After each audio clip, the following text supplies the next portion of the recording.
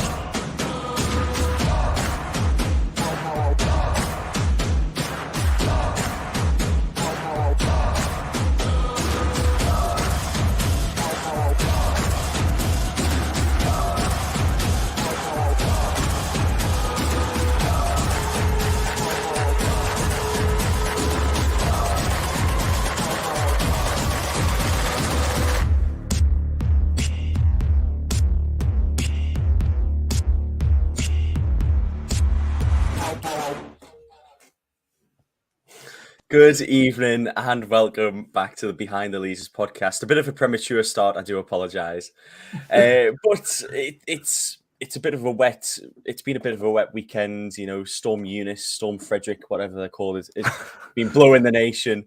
And Newcastle have been blowing all these past 6 teams that they've faced right off their feet. Newcastle now unbeaten in 6 after a 1-1 draw against West Ham United.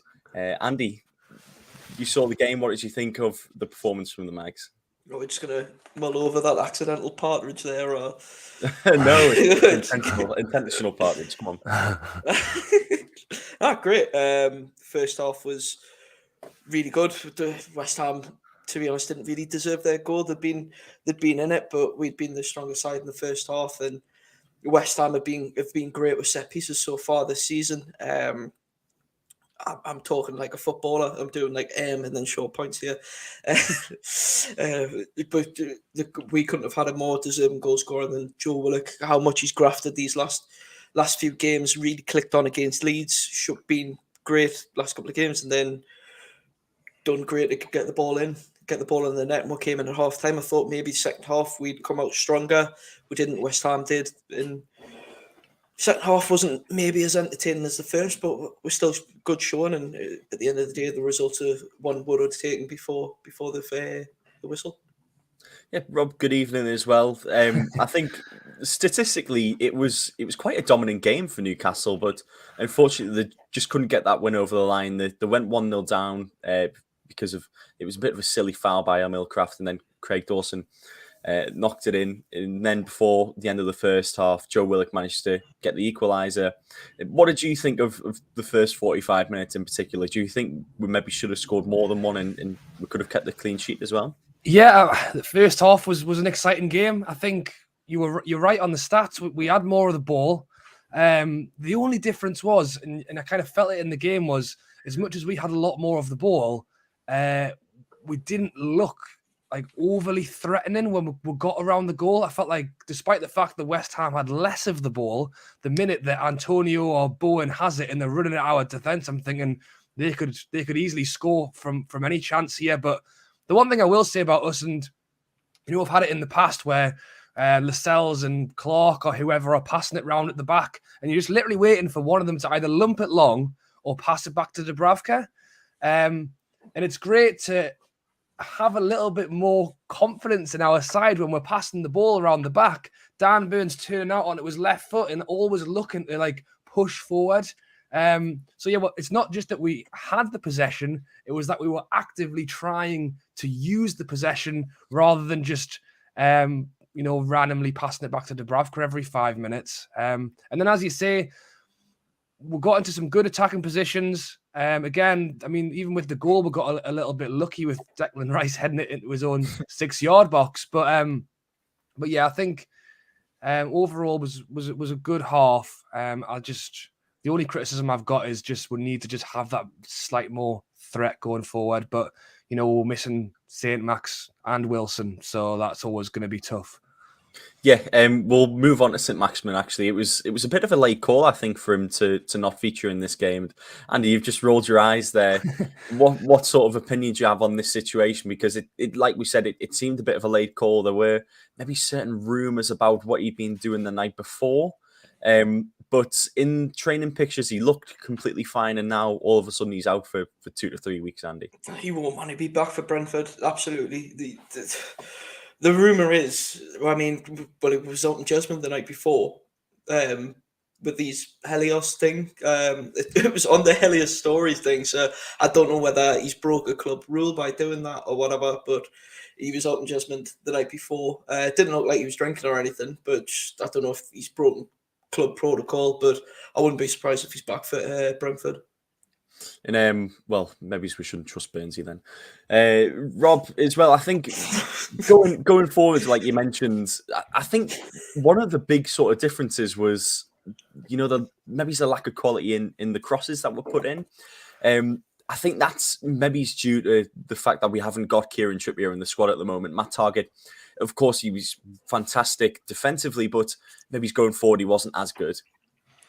Yeah, again, it's tough. It's tough to pinpoint as well, and obviously because we had more of the ball, the way West Ham kind of had their attacking players, especially in the first half, was more on the break, on the counter, and when they've got some speedy players running at us like Jared Bowen on the wing and getting the balls over, it just looked a little bit more threatening than what we did. I think we had some great build-up play, which again is kind of what you want, because there was points when Dan Burn and Shaw were just kind of passing it between them for like a good 5-10 minutes, but I wasn't thinking like, why aren't we doing anything with it? It was all like, we've gone down to West Ham, who are challenging for a Champions League spot. If we want to pass the ball around at the back for 90 minutes and take 0-0, that's probably a good result. So it wasn't that I was sitting there thinking we need to be doing more and more. It was just that, as you say, because again, even the ball that Fraser put in that led to the goal, I mean, there was no one anywhere near it other than Declan Rice. So as I say,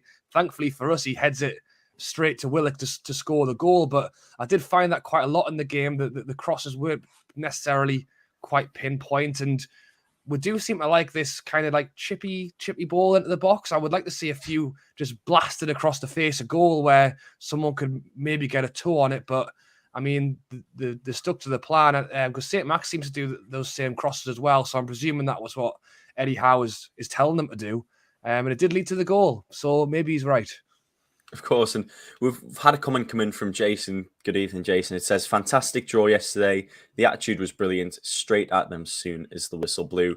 I think that's one of the big changes, I think, with Eddie Howe's Newcastle. This is, of course, it's a new era. Eddie Howe's the manager, and you can really sort of see the differences in attitude with the team under Steve Bruce compared to what it's like now with Eddie Howe. Isn't that right, Andy? Yeah, man. We pressurise teams who go at them. I mean, looking back to the 27th, that game against Manchester United, when everyone was nearly up on their feet because of how much we pressured that side, and that's what football want to see. We don't want to see this go 1-0 up, sit back. We've been going one goal up and really going at teams. I mean, look at Villa. We could have won that by more than one. We showed against Everton, smashing 3 in, because we just pressure these teams and look at the mistakes that it makes them make. It's good and positive football, and that's what everyone wants to see.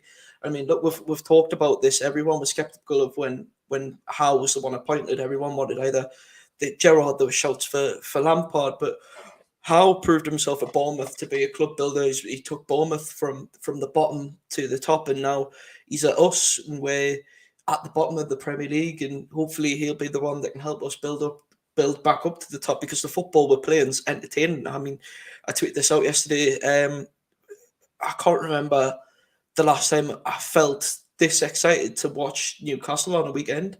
Like, I genuinely look forward to when we play now. Like, I cannot wait for next Saturday, 3 o'clock. Like, I cannot wait to watch it. Like, to watch.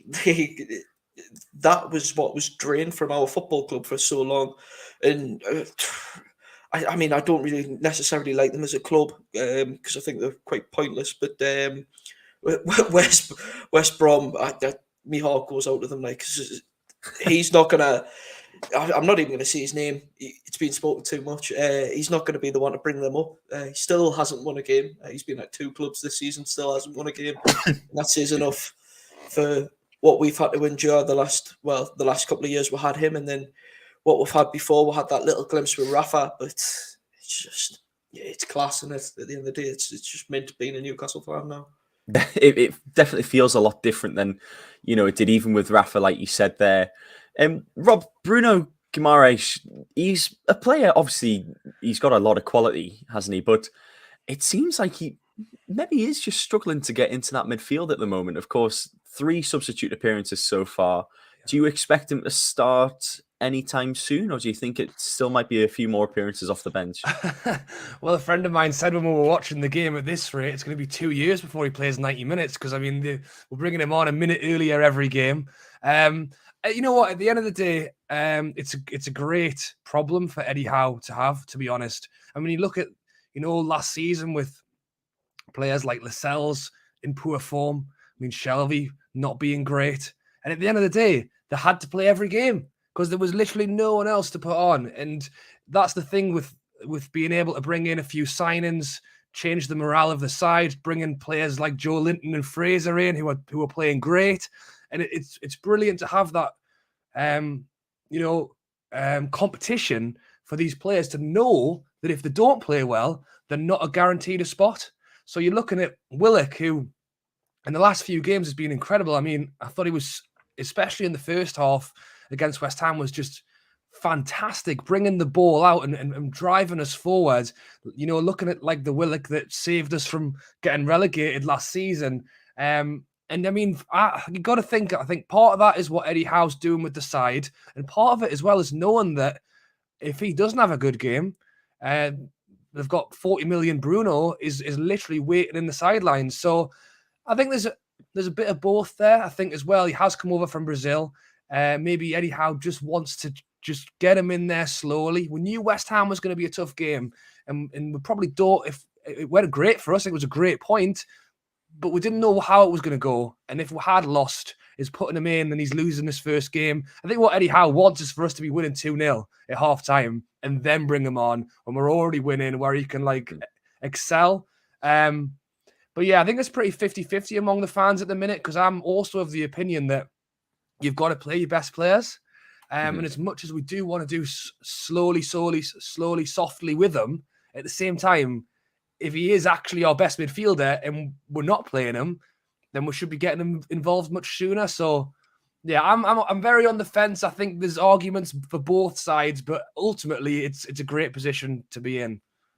Yeah, it's a very sort of confusing one, isn't it? Because Eddie Howe, he talks about the quality that Bruno has and how well he's looked in training, but then he goes and he speaks about how there's still a transitional period from playing in the French league and playing internationally to playing in the Premier League. So it is really confusing. Andy, I'd love to get your opinion on this as well. Do you think Bruno Guimaraes will come into the side possibly for Brentford, or will it still be a few more games, you think?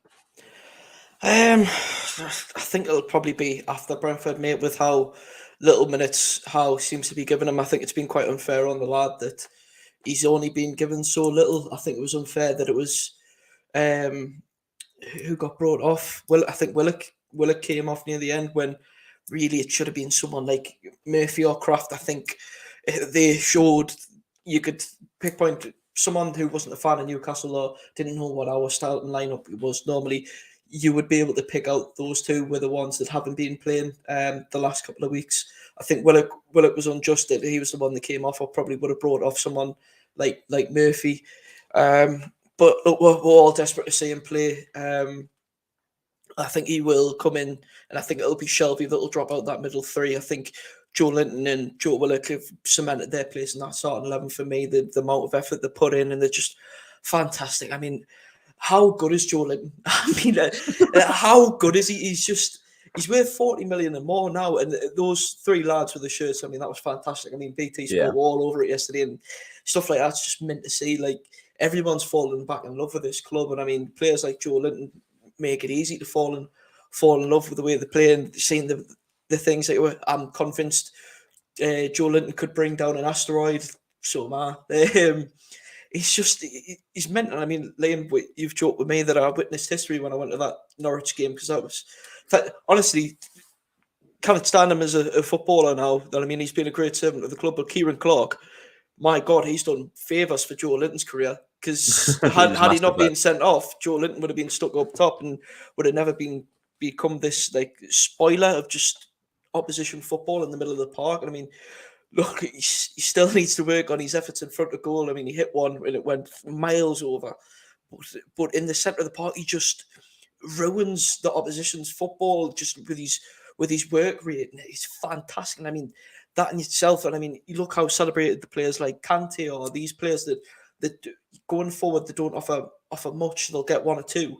But to break down attacks and then set you up, get going again, Joe Linton could become priceless for us in the future if this is how well and quickly he's developing under Howe. It's astonishing, really, just how solid of a player Joe Linton suddenly became. I think if anyone has any doubts, especially in the Newcastle fan base, just on Joe Linton's potential and how good he is, you need to watch his highlights package for the Aston Villa game in particular. That Aston Villa game, the way that he moved the ball around the pitch, with first touches as well, was absolutely fantastic. So I'd recommend, if you can find a highlights package for that game, he was fantastic. He's just a bully. He's a bully in that midfield. And speaking of bullies as well, we've got one in centre-back as well. Dan Burn, what a centre-back he has been in the 2 games that he's played for us as well. A proper tall lad. How tall is he? Is it 6'7"? 6'7". Oh, yeah. 6'7", almost as tall as me. No, I wish. But yeah, just massive. You saw the tackle he did on Jared Bowen as well. Rob, it's fantastic, isn't it? How sort of nice is it to know that we've got a centre-back who he's just such a presence, isn't he? In the box, especially, even when we're defending as well. No, absolutely quality. As I said, it's so funny, just bringing in these couple of transfers and straight away. I mean, again, the lineup looked a little bit scary without St. Max because, again, I think he brings so much to the attacking side of our things. And obviously, we could have done with Trippier as well. But I definitely think looking at a team sheet and seeing players like Dan Burn and I think Target as well, just complete, just solid player. He's almost as tall as Fraser. I think you can get 2 Frasers into a Dan Burn, to be honest. But yeah, he's just total composure. Just it's not even just defensively, as I say. I've spoken about this a few times now, and just being able to watch them pass the ball around the back, and people aren't getting worried and lumping it long. And Dubravka's had more touches than most of the team because we've passed it back that many times. Like really, Dubravka didn't see a lot of the ball full stop all game because not only were we not passing it back, but I think we were shutting them out enough times that the ball never even got there. So, I think we've been sensible with what we've done in the window. We've not bought players. We've tried to stay local as much as possible in the Premier League and bring in players who can instantly hit the ground running. They already know what to do. They know the league. They know the physicality of the league. We've basically, as I say, spoken about this again, we've not bought players to try and finish in the top 10. We've bought players to try and finish 17th. We've bought these solid players for a reason, but it's never given, it's never guaranteed that they can come in and instantly be what we want them to be. But they totally have, and I hope they can continue doing that all the way till, not even the end of the season, for seasons to come, hopefully. One of them players as well is Chris Wood, who I think maybe doesn't get the recognition he deserves. Andy, you're laughing there. Do you think maybe it's a bit different, or are you just thinking of what he was saying to a particular player on the pitch at the first half? I mean, I hope it's true, but it came from one of the most, in the know accounts. He's done it brilliant for me. It's gone very unspoken about how good he is at dragging defenders away from what's going on. We've needed someone like that. I mean, when Wilson comes back, I think it'll be hard for Wilson to come in. I think you have someone like Wood breaking up the attack, pulling defenders away, bullying defenders, by the way, like Craig Dawson and Kurt Zuma, who Chris Wood was apparently bullying him more than one way. He just makes his presence felt in that centre half. To those centre halves, like they don't want to go near him because he just bullies them away, pulls them away, and opens up the space for your likes of Maxie and Willock to get in. I think it'll be a perfect partnership between him and Callum Wilson when he comes back. And look, if he has been meowing at Kurt Zuma all game, That, along with, I don't know if you've seen his interview before the Villa game where he goes, touch wood, and taps himself. That for me is 25 million well spent already. If he starts adding goals to that, then it'll be brilliant. And Rob, obviously he's not scored any goals yet, but we're undefeated in the games that he's played. Do you think even if he isn't scoring goals, we'll still be okay, or would you like him just to add them few goals into his arsenal as well? I mean, I definitely want to see him scoring goals. I want to see him taking more chances, or at least getting involved in more shots on goal. I think one goal might get him going, possibly. He had the ball in his hand. I mean, I said this as a joke the other day. I was like, the closest he's been to scoring is when he had the ball in his hand for that free kick that didn't get given. Maybe if he had scored it, maybe it would have got him in shooting form. But again, we'll talk about Wilson as well. I mean, Wilson was getting only two or three chances a game. It was just lucky for us that he's clinical enough that he might put one or two of them in the net. I think Chris Wood's in a similar situation. In the West Ham game, there was a few times when the ball came into him and it just bounced there or it just bounced there. And if it had just landed slightly differently, then maybe you could have got a few more shots off. But I do think that's, and I mentioned it at the start of the video, so I've gone full circle now. Composure on the ball, keeping the ball, possession, basically all of the fundamentals to what is trying to have a solid side. I feel like Eddie Howe has brought that in now. I think the next step is how we can be more threatening going forward and how can we create more. Because again, people are asking questions of Chris Wood. I would ask questions, but it wouldn't necessarily be of Chris Wood. It will be, how can we get Chris Wood involved more? How can we get him scoring more? So as I say, defensively, and again, we're unbeaten in 6 for a reason, because we're doing all of the simple things right at the moment. I just think that next step is, what can we do better in that final third? But again, when you don't have Wilson and Maxi, it's going to be tough, but we need to find ways without them if they're not going to be available as well. And a lot of our goals of, obviously, Joe Willock, first goal of the season, but a fair few goals have been coming from the defence as well. Let's move on to the next game, of course, Brentford.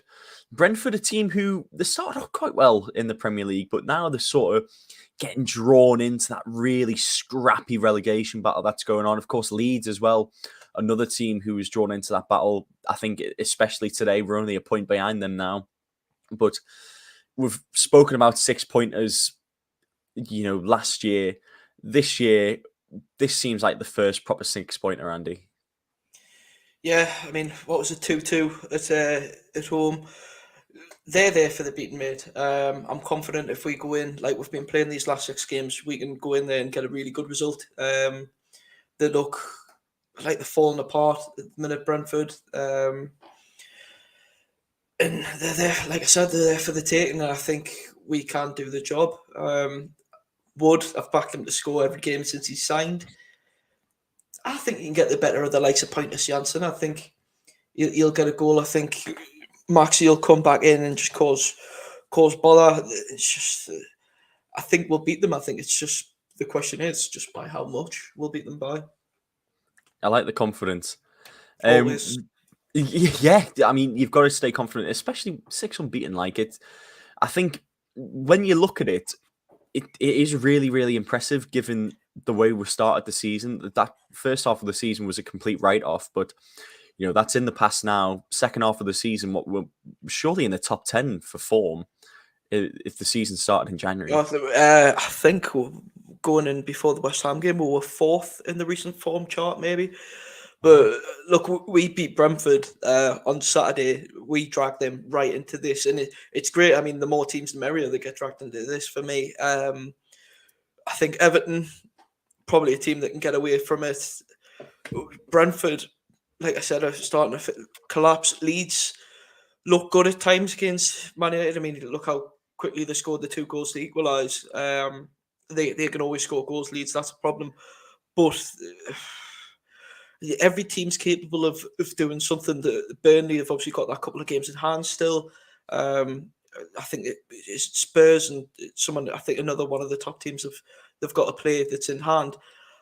But yeah, I mean, at the end of the day, to sound cliche, it's the Premier League. Everyone can beat everyone. That's what makes this league so special. But I think I would put my house keys up on it that Newcastle stay up now. I think it's almost becoming impossible that we don't, with how good we look. And I mean, when you look, we've still got Maxi to come back, Trippier to come back, Wilson to come back, and bless him, bless his little Spanish socks. Manquillo didn't get a mention yesterday. Everyone's like, oh, it's dreadful for them that Maxi's out, Trippier's out. Manquillo put a great shift in before he got injured against Villa, and he's great cover. When you've got all these players to come back and you look at the amount of injuries Leeds and stuff have had, I think we're safe as houses now. I know it's early to say, but it's all right. I think there's enough of the season left to say that it's okay. Looking at the table, so we're 17th on 22, so are Everton on 22. They've got a game in hand to us. Then Leeds on 23. Brentford we've got 2 games in hand on Brentford, who are on 24 points. And then you look a little bit further up the table, and Palace, Villa, and Leicester are all in really bad form. They're on 26 and 27, respectively. And I think Villa have only won 1 out of the last 5. And then Leicester and Palace haven't won any of their last 5 games. So you never know. Even some of them teams, they're only 9 points off the relegation spots. It might seem a fair distance away, but you never know what can happen in the Premier League. Getting to that risky point as well, isn't it? It's just going to be a massive dogfight at the end of the season, Andy. Yeah, it's for the teams around us now that are getting dragged into it. It's that itchy point where you don't know whether to pull the trigger or not. Is it too late to sack a manager and bring someone new in? Because on the positive side, you can always benefit from a new manager bounce, but then on the negative side of that is, can that manager come in and implement a game style that's going to keep you up? And there's only a few managers that are capable of doing that. I believe Vieira, he's doing a steady job with Palace and the players he's got there. I don't think Palace will get dragged in for this for a second. Thomas Frank, I think he's gotten quite naive to the Premier League, to the point where I think he's trying to become a character in it too quickly, slagging off other managers and teams, I believe. So they could really easily get dragged into this. Leeds, Bielsa, he's been there for years. He's a cult hero really in Leeds now. It'll be sad to maybe see him get dragged into this with him being in the last couple of months of his contract. I mean, the likes of Watford for me, I think it's Watford and then the 2 other places. I think Watford look good as gone. They don't play good football. We should have beaten them when they were up here.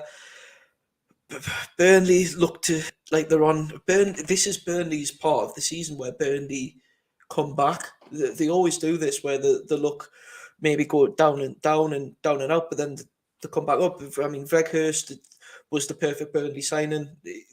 Can you imagine Burnley having anyone else that's not 6'7" or something up top? Norwich are really weird.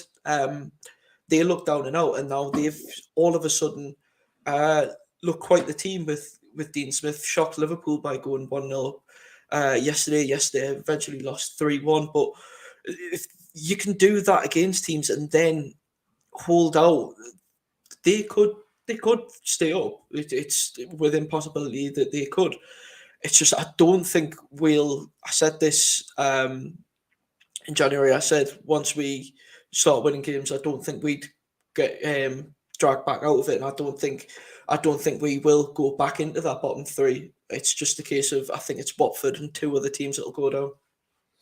So yeah, I think Watford's that yo-yo club, isn't it? All the time. The same with Norwich as well. West Brom, Fulham. Yeah, all the time.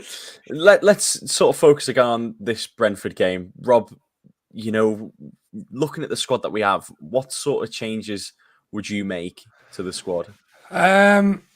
Well, to be fair, I don't think you can move too far away from the 11 that we're playing at the moment. As I say, it was great that the target was able to come back in after not being able to play against Villa because obviously he's on loan from there.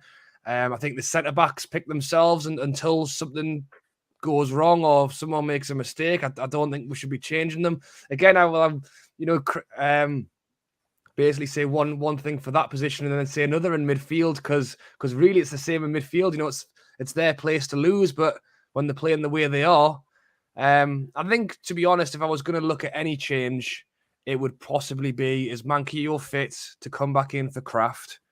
I think Kraft let himself down with the free kick, but I think overall, for considering he's our third choice right back, I thought he did okay. Other than that free kick, but again, you can't always ask too much from him, or I would never ask too much from him. But yeah, if Manquillo's fit, I think you bring him back in, and then I think in the three in midfield, I think if you were going to swap anyone out of that three, it wouldn't be Willock because obviously he's basically the progressor and trying to take the ball forward. It can't be Joe Linton because he's the one who breaks up play. And then I just think Shelvey's the player who, of the three, I would say probably didn't have the best game. And again, Shelvey plays a pretty similar-ish role. I think Bruno would probably be like the deeper lying player, which is what Shelvey does. So I think it would kind of be a more sensible swap. But again, it depends what Howe's looking to do with Bruno. For me, I think if he's gonna bring him on as sub, I just think giving him 2 minutes to go is it seems worthless, to be honest. You've got to. He was warming up, I think, with 15 minutes to go, and I think we brought Almiron on or someone with 20 minutes to go. And I mean, the lads I was sat with were saying it should just be Bruno now. If we're going to bring him on, at least actually give him some time to experience the game, not just 30 seconds. So if he wants to start with Shelvey against Brentford, I wouldn't disagree with it. But I just think you've got to be giving Bruno half an hour at least at the end of the game. Yeah, I think that's like sort of the acceptable sort of going rate for Bruno because, like Eddie Howe said, of course, there's still that transitional period, but there's no better way to sort of find your feet in the league than playing games, of course. Again, I think this is what he wants. Fingers crossed, if we are playing a good game against Brentford, maybe we can be 2-0 up at half time, and then he can give Bruno a full 45. Again, if we're losing, then chuck him on, and then there's no pressure. I don't know. He's obviously trying to be careful with it, but I think we've spent 40 million on him and everyone knows how good he is. So it just seems a bit daft that he's getting nowhere near the field. Yeah, I think if it does last another 2, 3, 4 games, it will start getting to the frustration side, definitely. We'll move on to score predictions though, gents. Andy, are you going to be as confident as ever? 3-0. 3-0. 3-0. What about goal scorers? Wood, Willock, and I think he'll be back, Maxi. It's Maximin as well. Rob, are you going to have the same confidence or? I'll back the win to us. I think 3-0 would be great. I'm just still don't know where. I mean, I'd love for Wood to score, and I hope Maxi plays.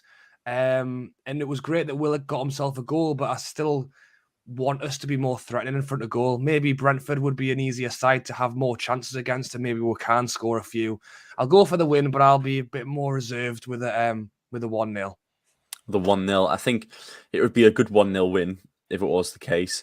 I'm going to say 2-0 because I quite like the idea of us going 2-0 up and then bringing Bruno on.